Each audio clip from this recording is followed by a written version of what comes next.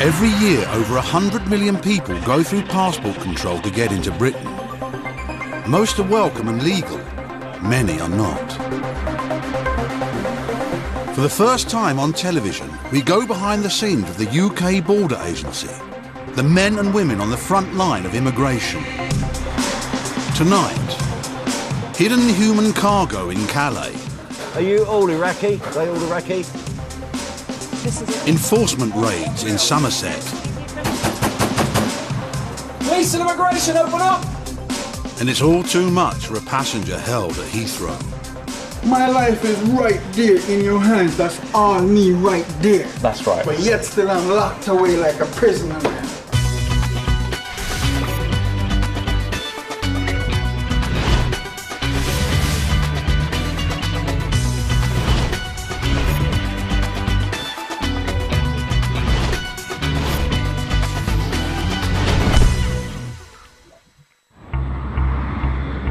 More than 1 million passengers every month arrive at Heathrow's Terminal 3.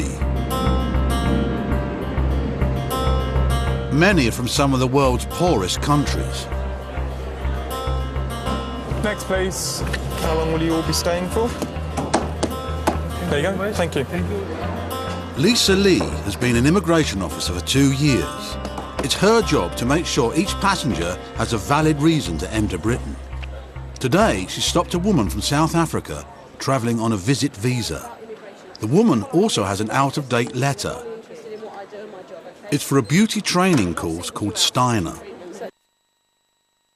Organisation that do beauty training for employees of cruise ships. I think what I'm going to do, I'm going to ring Steiner before I do anything else, because if they can confirm she's coming on a training course, then it may not be more than just a quick chat with her. We have a passenger arrived today from South Africa. She's presented 2 Steiner letters from last year, and she claims to be coming on a training course starting shortly. I just wondered if you were able to tell us if she's registered. You're not expecting her. OK, they don't have any record of her on the training course. The passenger's reason for coming to Britain is thrown into doubt. Officer Lee wants to know if what she's carrying in her bags tells another story. You told the officer when you arrived that you were coming for a training course. Do you have a definite place on a training course in the UK? Whatever is last. Do you have a place on a training course in the UK, yes or no? No, ma'am. So why did you tell the officer that you had a place on a training course when you don't?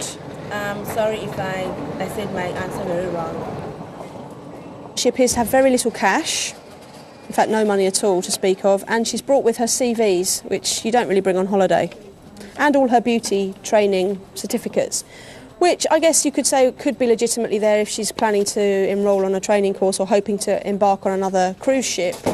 But other than that, she's got no real reason why she would have her CVs with her. I'm just concerned that she may have worked here previously and she may be intending to work in the UK. What is the purpose of your visit? Me joining the ship? Mm-hmm.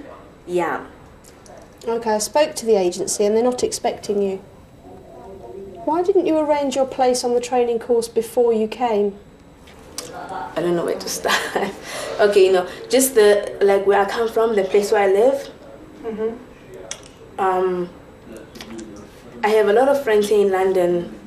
Mm-hmm. Yeah. And I wanted to leave Cape Town, like where I'm from, because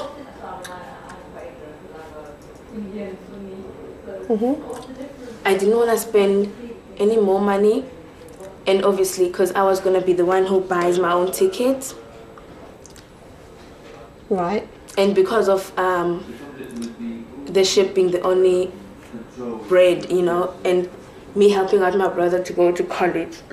So the only way you earn money is on the ships, yeah? You okay? I'm just thinking, it seems like a long way to come if you haven't got a place on the course already sorted. Why didn't you do it before you came? Would have been easier, wouldn't it? You could have got the letter from them and everything. It would have made your life a lot easier. Is there a problem back home? I'm the only person that's looking out for me and my family. You're the only one that has any money and that support. So are you supporting the whole family on your salaries, yeah? Okay. Before Officer Lee allows the woman through passport control, she must consult her boss, Chief Immigration Officer Matt Dyson.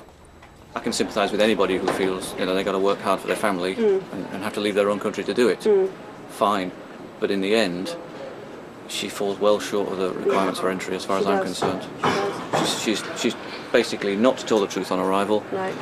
She doesn't have enough funds. There's a flight this evening, if we want to remove her today, via Doha. Okay, well, as it stands, unless we hear anything different, I'm sorry, but she will have to go home. Okay. Thanks anyway. No problems. This is particularly tough because I've been to where she lives. I know the township she comes from, and it's pretty horrible. Most places don't have electricity. You know, it's rough. So the money this girl is on when she's on board ship is a lot of money in South Africa. So she would be supporting her mum and brother.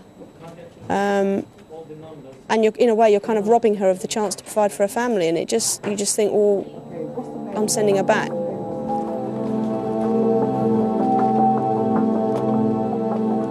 I'm afraid it's not very good news. Okay, you are going to be refused entry to the UK today. All right.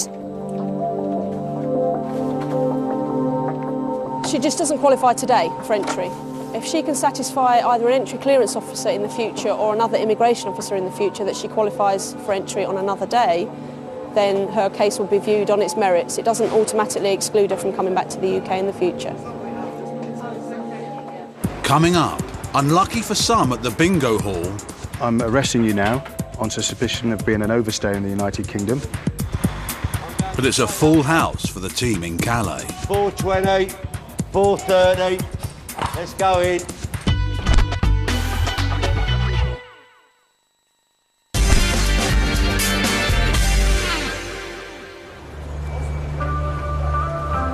It's estimated there are up to 1 million people living illegally in the UK.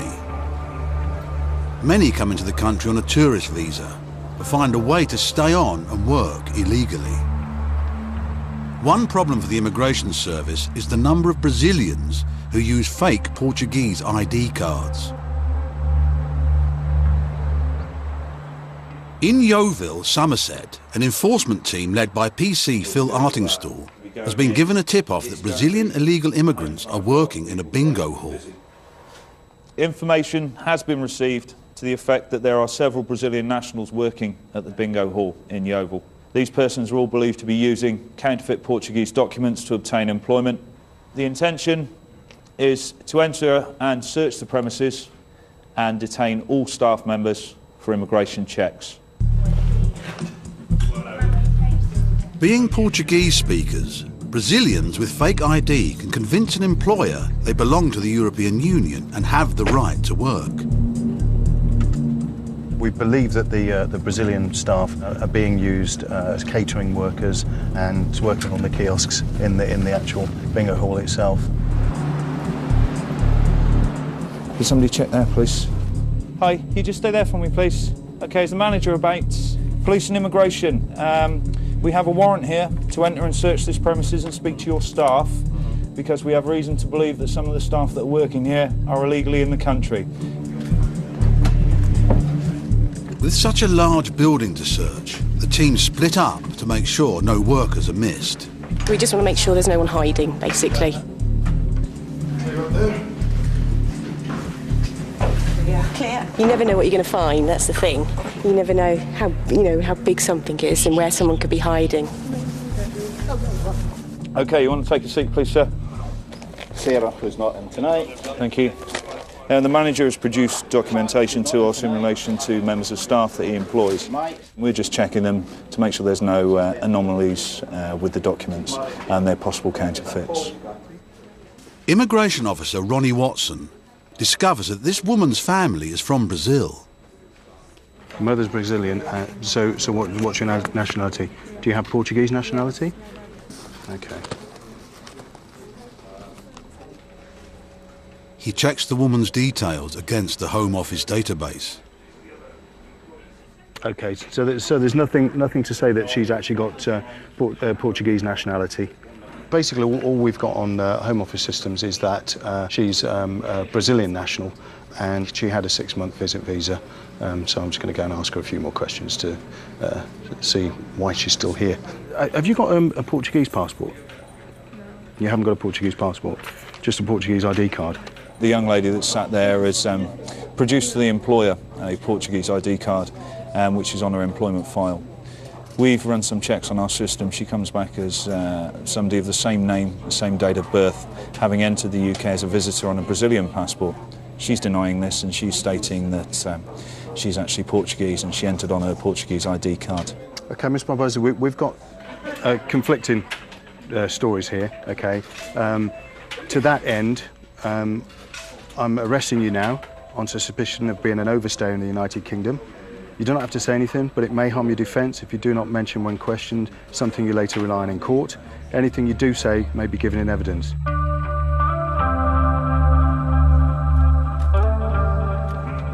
Should she not be a Portuguese national, she is actually Brazilian, then she'll be taken to the police station and we'll make arrangements to remove her from the country. First, the team want to search for the woman's fake ID and, crucially, her genuine passport. If their records are correct, it would prove she's Brazilian and overstayed her visa. I'd just like to take a seat for a moment. Whereabouts is your ID card? I miss them. I don't have any. You don't have it? No. And you don't have your passport? OK. Have you got anything at all to prove that you're Portuguese? Nothing at all? No? Fill spot receiving? Yeah, lady claims not to have any proof of either Portuguese or Brazilian nationality in the premises, sir. Yeah, all received. If you have a look in the obvious places, then have a quick search, and once you're happy, give us a shout. Yeah, received. The team has a lot to search through. The bingo hall worker seems to have accumulated a lot of stuff during her time here. Now she decides to help out. You find one green bag. Green backpack? No, backpack. A backpack? Green No, backpack. not in there. The bag should be in here, did you say? Yeah. It's dawning on her that she's in trouble and that we're not going to accept the fact that she's Portuguese. So she's trying to come up with little snippets of information, and then hopefully she'll eventually divulge to us where her Brazilian passport is. Giovanni, what we don't want to have to do is keep you in custody for longer than we have to. I know, but I tried to. The only place that showed me is there. She said that she didn't find a green bag. Showed me there, I don't know. Okay.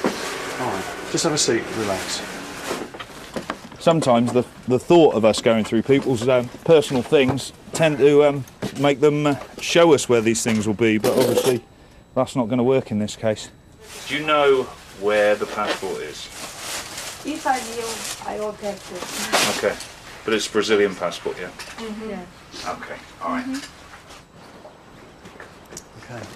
The team did not find the woman's passport. But in a formal interview, she admitted to being Brazilian and an illegal worker. After 2 days in detention, she was sent back to Brazil.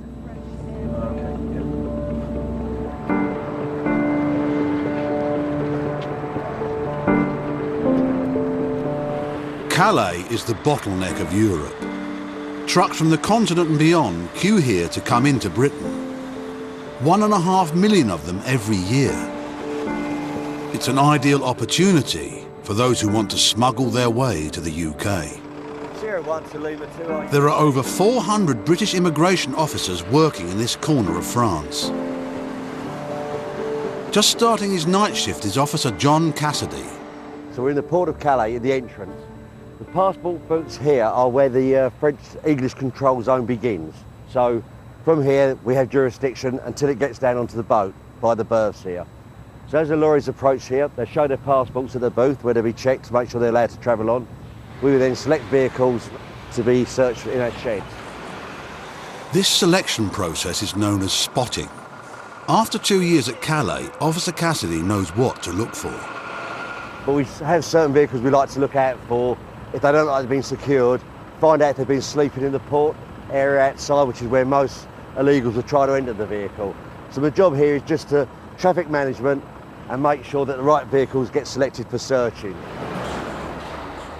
In 2007, immigration officers stopped nearly 12,000 people trying to cross the channel hidden in lorries. That's more than 30 every day. Chief Immigration Officer Kerry Lockie is prepared for a busy night. The optimum time that we have fines are between 2 o'clock in the morning and 8 o'clock in the morning, purely and simply because that's when the lorry drivers are sleeping. So it is usually without their knowledge illegals manage to get into the vehicles. Slower from Calais? No, non-stop, van lock, this. The officer's favourite tool is the CO2 probe. It detects the breathing of anyone hiding in the trunk. No, it looks good. No, that's clear. It's fine, yeah, it's clear. All clear. We're clear with that. A little less high-tech, but equally effective, the nose. Well, the bonfire smell that we tend to get when we open them up is because they've been living rough in camps around the area. We understand, obviously, they've got the old bonfires and whatnot going to keep themselves warm, so that's a distinct smell that we tend to find when we open up the lorries. Sometimes they're unlucky enough to wear shoes with reflective strips on them, which helps give them away. You put the torch in, it just flashes up on you.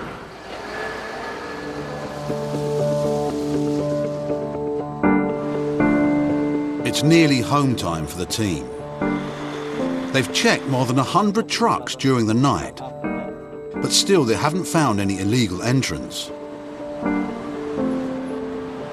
You got something? Hang on a minute, I've just got in. I'm going straight up though. 420, 430. Let's go in. As we put the probe in, the readings started to rise quite dramatically immediately, which is usually a good sign. It means that someone might have been in there for quite a while. CO2 builds up, so it doesn't take long for it to be drawn into the probe.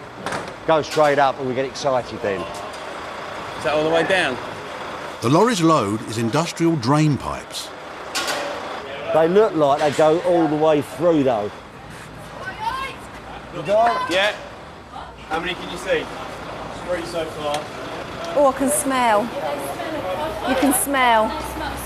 There's pipe that goes all the way along, but there's a slight gap to one side, and I think they must have crawled along there. And from what we can see, where it dips down, there's some shoulders and some tops of heads. We think 4, 5 possibly at the moment. One of my colleagues is down there speaking to them at the moment. It's pipe work all the way down. There's 4 just hidden at 10, 15 foot down on the further side. What we're going to have to do now is take the curtain off at the side, get a better picture of it. Just can't really see from here. Need a bit more light. There he is. Are you all Iraqi? Are they all Iraqi? No. You? Yeah, you sure? You keep smiling. We're just trying to confirm anybody's actually in here at the moment and their nationalities. Take some photos in situ to show how they got into where they were hiding for future reference, and then we'll try to get them down safely. Just you next with Charlie, 1 minute, wait.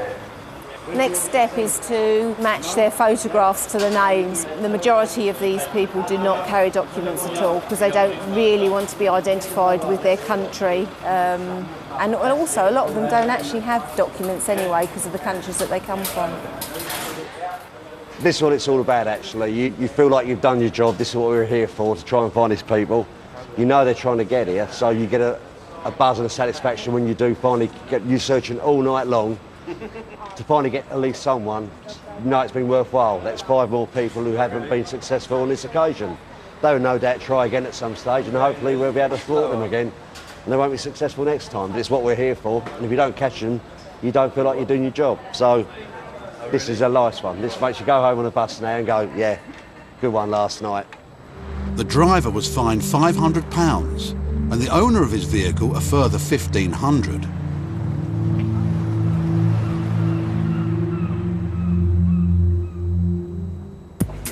Coming up, the student who doesn't make the grade. Either you're not telling me the truth, sir, or the college isn't. And Portuguese or not Portuguese? That is the question. To say it's been altered. It's been altered. The details have been altered on it.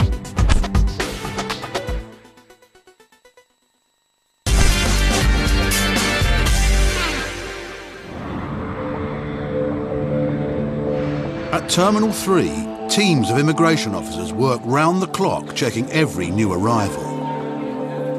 Officer Kay Lomas was a teacher before she joined the UK Border Agency. She knows when someone's trying to pull the wool over her eyes.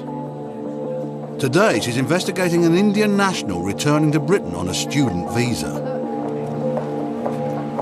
Now, we have your suitcase, the rucksack and this. Are these all of your bags? Yeah. Before you came to study here, you did a 3 years course in India. Was that, what's BCA? BCA, Bachelor in Computer Application. So you've got a bachelor's degree in computers. From Oxford University? Actually, I came here on Montfort University, MSc in Multimedia Communication. Yes. But when I came here, they told me that they don't have enough students for MSc in Multimedia Communication. The passenger was given a student visa a year ago. He had a place on a master's degree course at a prestigious Midlands university. The course was cancelled and he now says he's studying at a college in London, even though he lives in Leicester. Officer Lomas reports her findings so far to the Chief Immigration Officer, Sarah Dyson. I've done his bags, not found much in there to be honest. He's got his national insurance card, he's got some business cards for a garment factory that's run by his cousin brother, who I've established is his first cousin. He's got no student card for this college in London. So, he looks like he's had a pretty good education. He has, he's just said to me he's done a 3-year bachelor's computing course. In India? In India. And how long has he been in the UK for? Since 2006. And he's been doing more IT-based diplomas, which you would not really need had you done a bachelor's in IT, I would think. It's very difficult for us to believe that he's genuinely studying in East London if he lives in Leicester. And he's told you he lives in Leicester. I mean, which of us on this planet would really want to commute 200 miles a day to attend college for, what, a couple of hours, maybe 3 hours? And what student could afford that? It has no credibility whatsoever, so I mean that's the main thing that we should concentrate on. Officer Lomas calls the passenger's cousin. She hopes he can confirm that his relative is studying in London. Hello sir, are you expecting anyone to arrive in the UK today? And how do you know Usman? You own a factory. And what kind of factory is it? Manufacturing ladies' wear. So he packs the garments. You mentioned that he's also a student. What does he do? You have no idea what he studies. Every time that he goes to college, do you take him every single time? Yes. So you should be able to tell me which days he goes to college then if you take him there. When was the last time he went to London to college? Last Thursday? Wasn't he in India at that time? He wasn't in UK then, was he? Very vague about when he goes to college, has no idea what he does in college at all, can't tell me which subject he studies, can't tell me the name of the college, but he apparently drops him off there every week, 3 times a week. But he's very clear on his position in the factory, which leads me to believe that, leads me to doubt the fact that he's a full-time student here, because it's just a bit strange to me. Now that doubts are raised over the passenger's studies, Officer Lomas makes a second call. This time to the college where he claims to be studying. Could you just confirm the name of the student that you have? I want to know all the details about his current course. When he started, what's he studying, when was the last time he attended college? Is he studying with you at the moment? It should be quite a simple yes or no answer to that, sir, really. When was the last time he attended? When was the last day that he came to college? 15th of November. Thank you.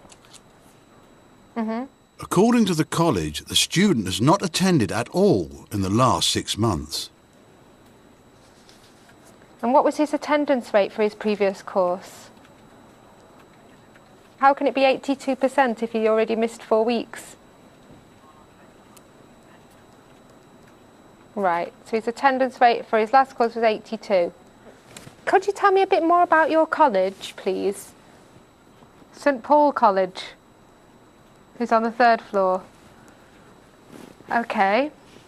And then your college is on the 4th floor, and that's it. So we're talking 4 colleges in one building.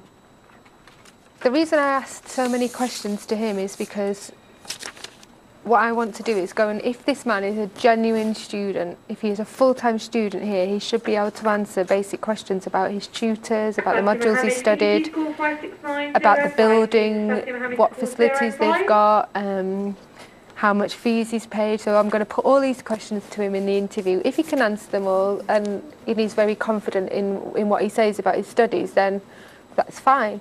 But if he can't tell me these things, obviously that's something that I need to be worried about.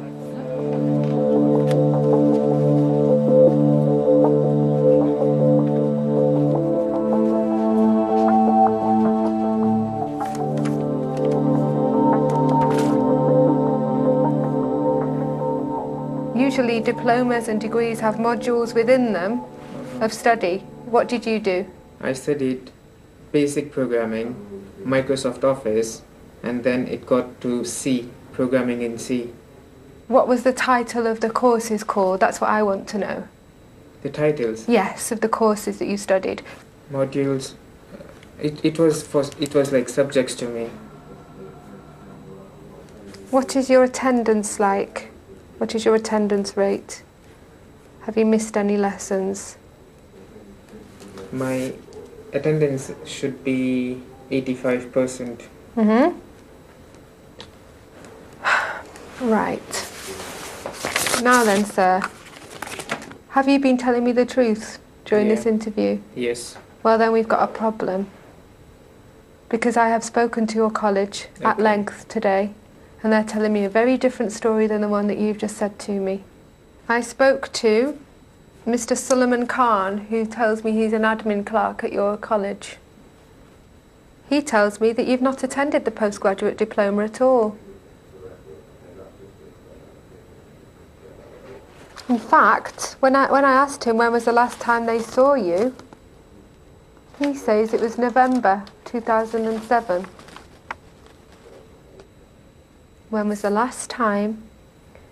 And I want the month, and I preferably want the week. When was the last time you studied, you attended classes in the United Kingdom? Last July. Thank you. What have you been doing in that 8.5 months, sir? Sitting at home. I don't believe you. You have to. I'm not lying this time.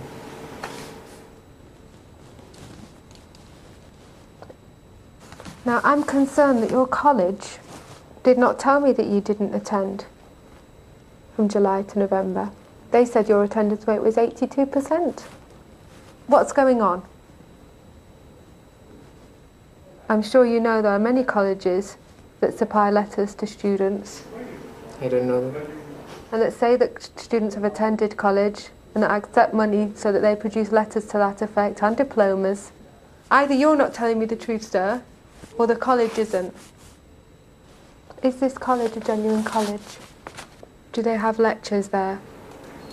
I've not been there, I don't know.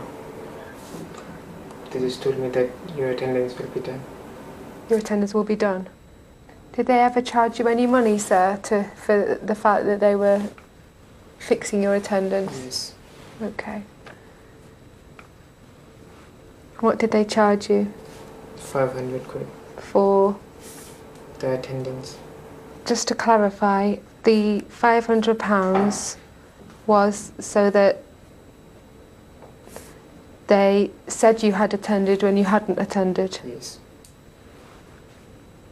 Realising his UK residence permit is in danger of being cancelled, the student makes an appeal. I want to study, ma'am. My future will be ruined. Why would it be ruined? Without a post-graduation, I'm nothing. That's not true. Yes, ma'am, it is.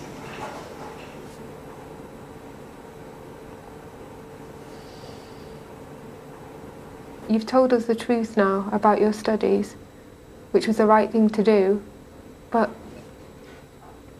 in hindsight, You should have been attending, shouldn't you? You applied to do a Masters at De Montfort University, a good university, excellent course, and since then things have just gone downhill. Come on. Obviously he was very upset at the end of the interview there. He's been caught out. I continue to press him on the college because I had an inkling that the college wasn't genuine from what he'd said. In the end, he did admit that they were supplying letters to students. I will pass that on to our intelligence unit and they will check that out, and that college will then be on a list of colleges that we will look into further. Officer Lomas makes her final report to her boss. And he has a UK residence permit issued for the purpose of studies. Okay. Only a month ago. Only a month ago, so he was quite happy to deceive the Home Office only a month ago. Yes. Well, once again, I think without a shadow of a doubt, we'll have to refuse this guy entry and cancel his residence permit. The passenger is refused entry to Britain and put on the next plane back to India. It's not an easy thing to have to be very harsh with somebody like that. But on the other hand, you feel sorry for the people who are genuinely studying here, and then people like that gentleman who would come here and just flout the rules really to get a residence permit and don't study. It's not on. It's estimated that up to 5,000 foreign students a year enrol at British colleges with no intention to study.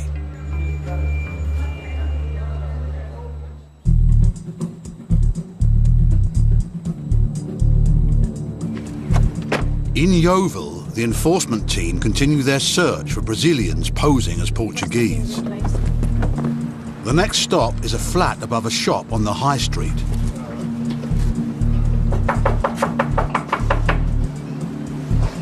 Just see if there's any life upstairs in the front window.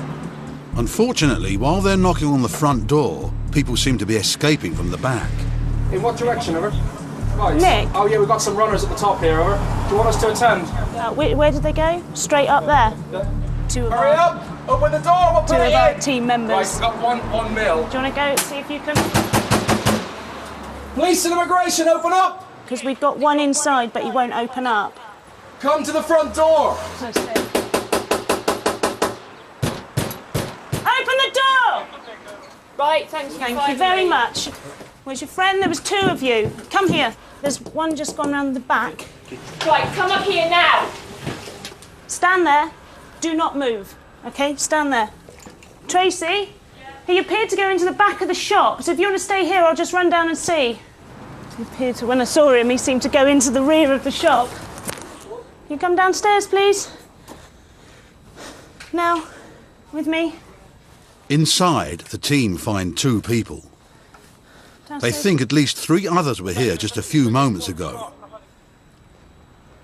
I'm going to need your name, your nationality and your date of birth, or I need to see an ID doc. Where's your passports? OK, one passport upstairs. Do you want to take him up, Laura? The 2 men claim to be Portuguese. If they are, it means they can legally work in the UK as members of the EU. But they need to be able to prove it with a passport or ID card. We will look for it. We will look for it. If you can't find it, we'll look. Yes. Yeah. Hey, where's your passport?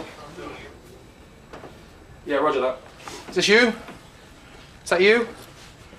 Yeah. Is that all you've got? Have you got a passport? Yes. This is what you were looking for? Please. Okay, come downstairs. Because the subject's got a Portuguese ID card.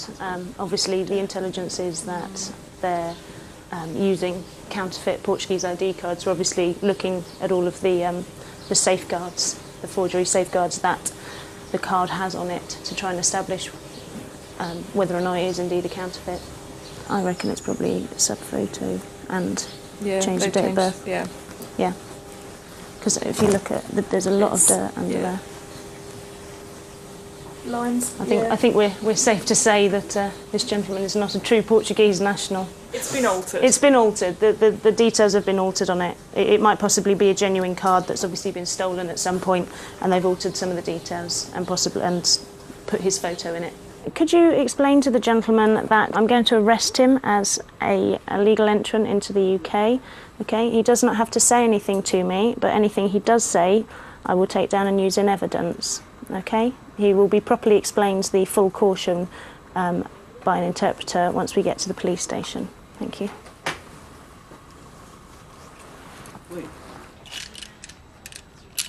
Now under arrest, the man admits to the team that his passport is in his room. Okay, all right. We're going upstairs to get this man's Brazilian passport.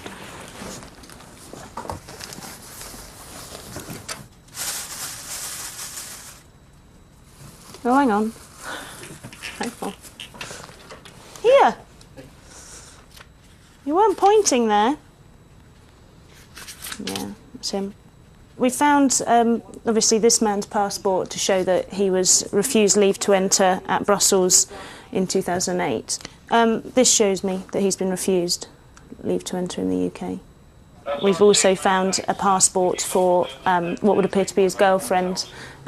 They travelled on the same day. They've both been refused leave to enter. They've obviously then both gained counterfeit Portuguese ID cards from somewhere and both travelled in on those. We also found her Portuguese ID card, so... Yep, go. I think we can safely say there was at least one other person here that we saw.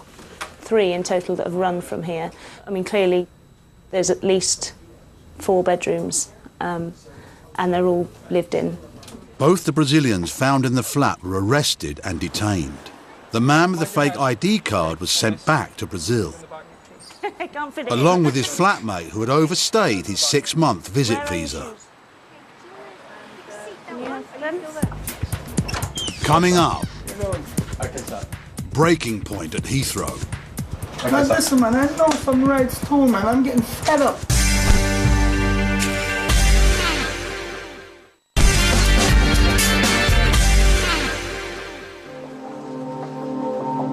It's midday at Heathrow.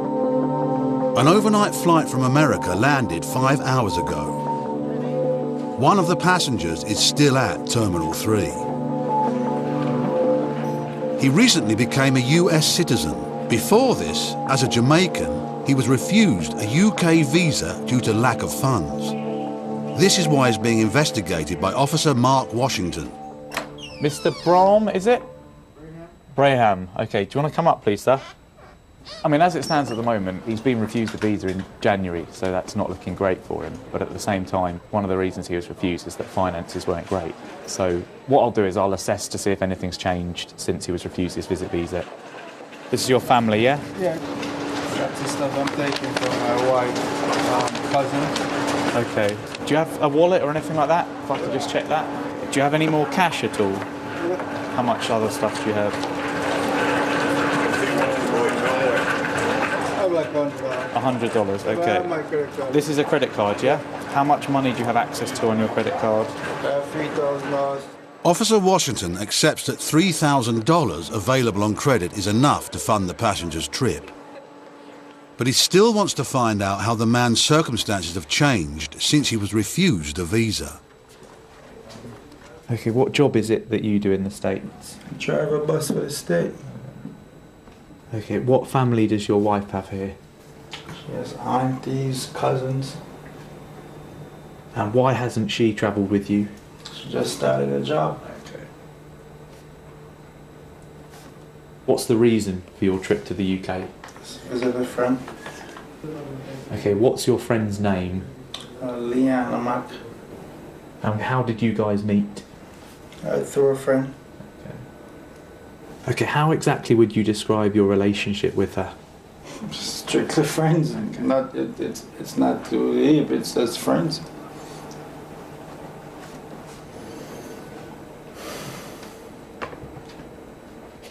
Follow me, so we'll put you back in the room, then I'll speak to my Chief Immigration Officer.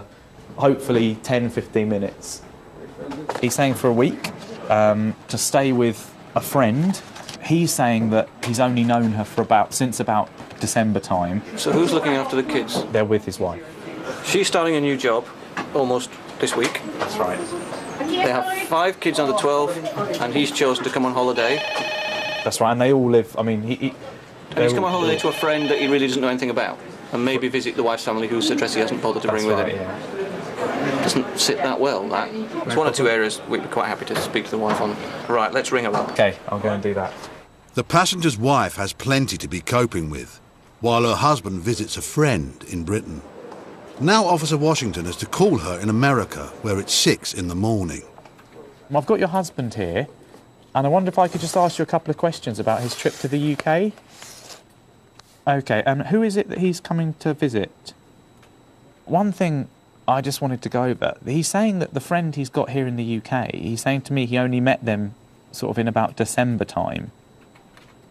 But you're saying they're childhood friends.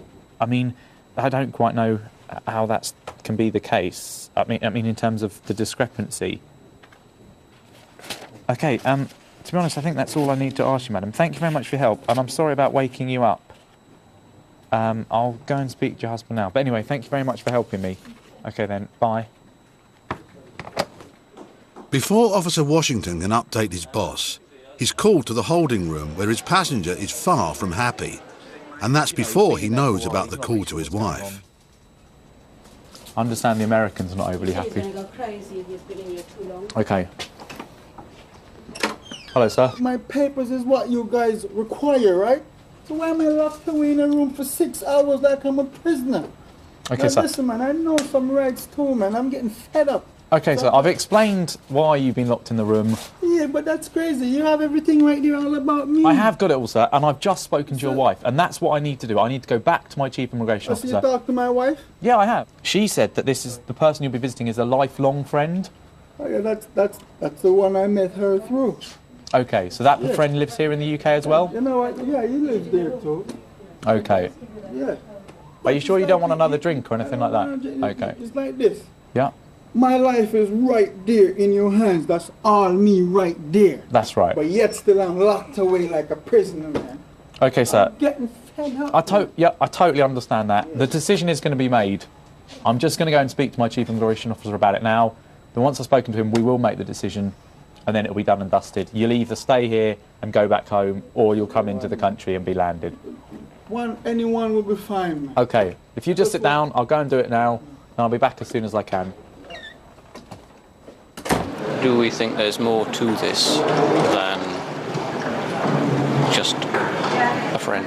I honestly don't know. I mean, my initial reaction was that maybe there was. He said, no, we're just friends, nothing more than that.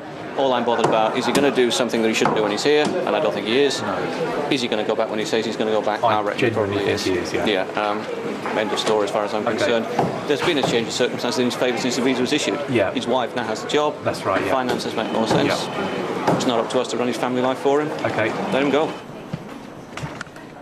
Now a decision has been reached. All that's left is to tell the passenger. We're going to land you.